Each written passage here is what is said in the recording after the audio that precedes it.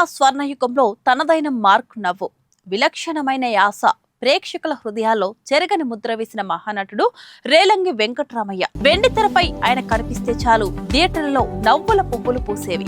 భారత ప్రభుత్వ అత్యున్నత పురస్కారమైన పద్మశ్రీ అందుకున్న దేశంలోని మొట్టమొదటి హాస్య నటుడిగా రేలంగి చారిత్రాత్మక రికార్డును సృష్టించారు. హాస్య నట చక్రవర్తిగా కోట్లాది మందిని అలరించిన ఈ మహోన్నత నటుడి వెనుక ఎన్నో కష్టాలు, కన్నీళ్లు, అలాగే ఎవరికీ తెలియని ఆసక్తికరమైన జీవిత కథ దాగి ఉంది. 1910 ఆగస్టు 9న కాకినాడ సమీపంలోని రావులపాడులో జన్మించిన రేలంగి చిన్నతనంలోనే తల్లిని కోల్పోయి పితృవాత్సల్యంతో పెరిగారు. ఆయన తండ్రి రామస్వామి హరికథలకు సంగీత విద్వాంసులు కావడంతో రేలంగికి చిన్ననాడే కళలపై మక్కువ ఏర్పడింది. తండ్రి తనను పోలీస్ ఆఫీసర్ గా చూడాలనుకున్న రేలంగికి నాటకాలపై ఉన్న పిచ్చితో చదువు అవ్వలేదు. 9వ తరగతి ఫెయిల్ కావడంతో తండ్రి చేతిలో దెబ్బలు తిన్నా ఆయనలోని నటుడు ఆగలేదు.